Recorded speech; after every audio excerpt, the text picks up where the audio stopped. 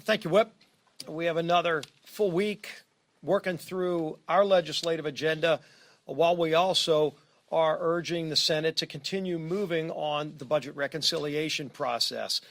This week, they will be taking up the budget that we sent over weeks ago. And of course, when you look at where the budgets are, we went through a lot of work within our conference, meeting with members that represent all different factions within our conference to come up with the ultimate targets that were laid out in our budget to direct 11 different committees in the House to take action in reconciliation.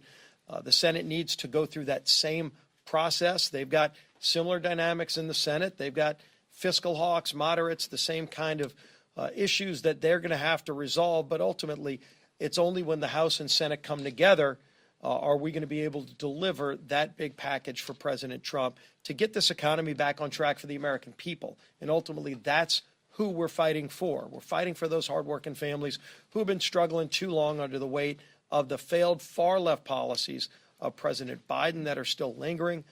The Democrats, when they were in charge, when they added trillions in spending, inflation, interest rates, all the things that are still crushing families, we are finally starting to address those things one at a time. And it's taken time, but we're 2 months in, and you can already see the progress. But there's a lot more work to do. And so we're not slowing down in our majority. We're not slowing down with the bills we're bringing. Of course, this week, the No Rogue Judges Act, and I think it's been laid out really well, the abuses that we've been seeing with some of these district court judges that just feel their role is to try to stop the duly elected president of the United States and Donald Trump because they disagree with his policies, as opposed to carrying out their duty to interpret the Constitution and the laws of this country. And if they're going to overstep their boundaries, should they be able to have literally at a district level an ability to change the law for the entire country when ultimately the U.S. Supreme Court's going to have to decide many of these big issues. But we're taking that up. We're also, of course, going to continue to fight for the integrity of the vote to make sure that people that have come here illegally by the millions cannot register and vote, and that there will be actual safeguards and consequences for people who come to this country and vote illegally. So we're going to bring that bill again, give everybody an opportunity to state their position on that as well.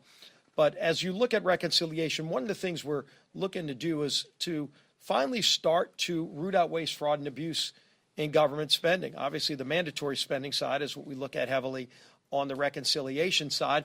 But we've been working closely with the President's Doge Commission. And for anybody who didn't see it, I thought it was a very refreshing exercise to watch Elon Musk and all the other leaders of Doge come together and do, in essence, a town hall meeting, talking about the methods, the methodology, and the sophistication that is being used to root out waste, fraud, and abuse in government spending. You know, when people fill out their taxes in just 2 weeks, you know, there's a lot of anger and frustration when people send their money into Washington, and they wonder when they hear these stories of, you know, the billions of dollars in wasteful programs. These aren't just anecdotes. As Elon and the Doge Commission members have been finding out, it's rampant throughout every agency in federal government, whether it's just inefficiencies, which is bad enough, or flat out fraud, abuse, and corruption. They're identifying billions and hundreds of billions of dollars in waste that can and should be rooted out, because every dollar of waste here in Washington, number one, is deficit spending that we would not be adding to our deficit, but it's money that can be reinvested to make programs work the way they were intended by Congress and by the president. And so to see how serious they take these jobs, and many of these people are very accomplished in their own rights, people that have their own careers and are stepping aside and doing this work to make government work better for all the people of this country. I was very encouraged by it. I wish everybody in the country saw it, because when you watch how the left is trying to demonize not the waste in government, I wish the left was as fervent at going after waste in government as they're going after the people that are trying to root out the waste in government. Elon's giving up a lot to do this. As an individual, you see the personal attacks, death threats that are being made against him. That's real, and it's disgusting and disgraceful. But it also shows he must clearly be touching on something to the core. How much waste is out there that somebody would threaten his life because he's trying to find out and root out that waste. So we're going to continue working with DOJ to root out the waste, lock as much of it into law as possible.